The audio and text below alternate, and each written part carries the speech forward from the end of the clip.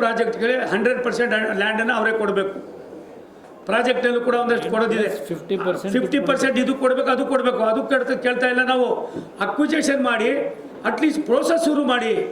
ನೀವು 50% ಆಮೇಲೆ ನಿಧಾನಕ್ಕೆ ಮಾಡೋಣ, ಪ್ರಾಜೆಕ್ಟ್ ತಗೊಳ್ತೀವಿ ನಾವು ಅಂತಂದರೆ ಅದಕ್ಕೂ ಕೂಡ ರೆಸ್ಪಾನ್ಸ್ ಇಲ್ಲ.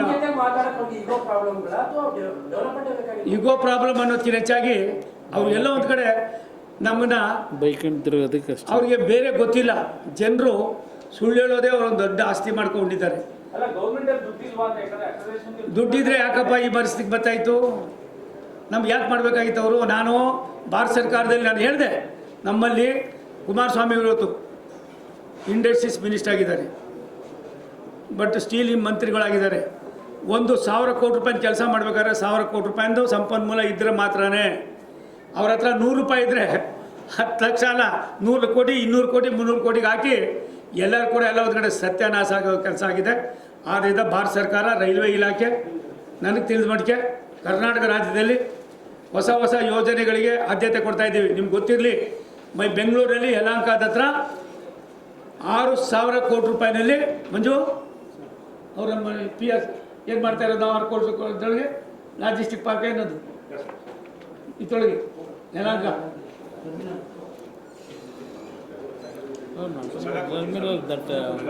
ಮೆಗಾ ಕೋಚಿಂಗ್ ಟರ್ಮಿನಲ್ ಮಾಡ್ತಾ ಇದ್ದೀವಿ. ನೀವು ನಂಬೋದಿಲ್ಲ, ಅದು ಯಾವ ರೀತಿ ಬರ್ತದೆ ಅಂದರೆ ಅಮೇರಿಕಾ ಮತ್ತು ಚೈನಾ ಮತ್ತು ಬೇರೆ ಬೇರೆ ಜಪಾನಲ್ಲಿ ಇರ್ತಕ್ಕಂಥ ಒಂದು ಟೆಕ್ನಾಲಜಿಯನ್ನು ನಾವೇ ಸ್ವತಃ ರೂಢಿಸಿ ನಮ್ಮ ಅಧಿಕಾರಿಗಳೇ ಮಾಡಿ ಒಂದ್ರ ಮೇಲೆ ಒಂದು ಈ ಥರ 3-4 ಅಂತಸ್ತಿನಲ್ಲಿ ಟ್ರೈನ್ಗಳು ಹೋಗೋದು, ಅದು ರಿಪೇರಿ, ಮತ್ತೊಂದು ಕ್ಲೀನಿಂಗು.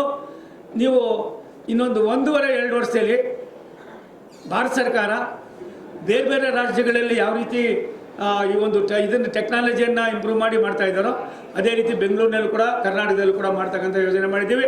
ಇವತ್ತಿನ ನಿಮ್ಮ ಮುಖ್ಯವಾದ ಯೋಜನೆ ಸನ್ಮಾನ್ಯ ಕುಮಾರಸ್ವಾಮಿಯವರ ಒಂದು ಚಿಂತನೆ ಏನಿತ್ತು, ಆ ಚಿಂತನೆಗೆ ರೈಲ್ವೆ ಇಲಾಖೆ ಅವ್ರ ಜೊತೆಲಿ ಕೈ ಜೋಡಿಸಿದ್ರಿಂದ ನಮಗೂ ಕೂಡ ಸಾಕಷ್ಟು ಅರ್ಥ ಮಾಡ್ಕೊಳ್ಳೋದಕ್ಕಾಯಿತು.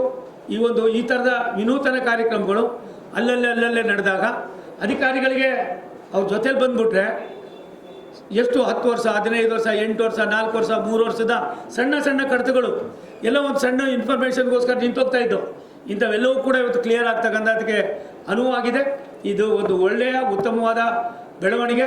ರಾಜ್ಯದ ಜನರಿಗೆ ರೈಲ್ವೆ ಇಲಾಖೆ ವಿನೂತನ ಯೋಜನೆ ಜೊತೆಯಲ್ಲಿ ರೈಲ್ವೆ ಕೂಡ ಒಂದು ಸ್ನೇಹದ ಸಂಕೇತವಾಗಿ ಕೆಲಸ ಮಾಡೋದಕ್ಕೆ ಅವಕಾಶಗಳಾಗ್ತದೆ. ಏನಾದರೂ ಇದ್ದರೆ ನನಗನ್ನಿಸ್ತದೆ ರಾಯಣ್ಣ ಟರ್ಮಿನಲ್ಲು ವಿಶ್ವದಲ್ಲೇ 4ನೇದು 5ನೇದು ಆಯ್ತದೆ. नहीं साहब 12 क्या रहा है ना प्लेटफार्म 12 आ रही तो 14 आ रही 12 आ रही ना 16 16 ಇದು ಪ್ಲಾಟ್ಫಾರ್ಮ್ಗಳು ಬರ್ತಾ ಇದೆ. ಇದು ಎಷ್ಟು ಮಟ್ಟಿಗೆ ಅಂತಂದರೆ ಇನ್ನು 40-50 ವರ್ಷಗಳು ಕಳೆದರೂ ಕೂಡ ಜನರಿಗೆ ಅನಾನುಕೂಲ ಆಗಬಾರ್ದು ಅನ್ನೋ ದೃಷ್ಟಿಯಿಂದ ರಾಷ್ಟ್ರದ ಪ್ರಧಾನಮಂತ್ರಿಗಳು ಇಡೀ ವಿಶ್ವದಲ್ಲಿ ಎಲ್ಲ ರಾಜ್ಯಗಳಿಗೂ ಕೂಡ ಕೊಟ್ಟಂಥ ಆದ್ಯತೆಯನ್ನು ಕರ್ನಾಟಕಕ್ಕೂ ಕೂಡ ಕೊಟ್ಟಿದ್ದಾರೆ. ಒಂದು ನಿಮಿಷ ಅಪ್ಪ, ಆ ಪುಣ್ಯಾತ್ಮರಿಗೆ ಹೇಳಿ ಅದು ಯಾವ್ದು ಕೊಟ್ಟಿಲ್ಲ ಏನು ಅಂತ ಡೀಟೇಲ್ ಕೊಟ್ಟರೆ ನಾನು ಡೆಲ್ಲಿಲೇ ಇರ್ತೀನಿ. ನನಗೆ ಹೆಂಗಿದ್ರು ಕೆಲಸ ಇಲ್ಲ ಅಂತ ಅವ್ರು ಹೇಳೋರಲ್ಲ, ಆ ಕೆಲಸ ನಾವು ಮಾಡ್ತೀವಿ. ನಿಮ್ಮ ಕೈಲಂತೂ ಮಾಡೋಕ್ಕಿದೆಯೋ, ಎಷ್ಟು ಮಟ್ಟಿಗೆ ದೊಡ್ಡವ್ರು ಇದ್ದೀರೋ ಇಲ್ಲ, ನಾನು ಕೆಟ್ಟ ಭಾಷೆಯಲ್ಲಿ ಹೇಳಬಾರ್ದು, ಅದಕ್ಕೆ ಅರ್ಹತೆ ಇದೆಯಲ್ಲೋ ಗೊತ್ತಿಲ್ಲ, ನಾವಂತೂ ಮಾಡ್ತೀವಿ. ಒಂದು ಸತ್ಯ, ಯಾವುದೇ ಇಲಾಖೆಯಲ್ಲಿ ನಮ್ಮಿಂದ ಯಾವುದೂ ನಿಲ್ಲಿಸಿಲ್ಲ. ಹೇಳಿ ನಾಗರಾಜ್.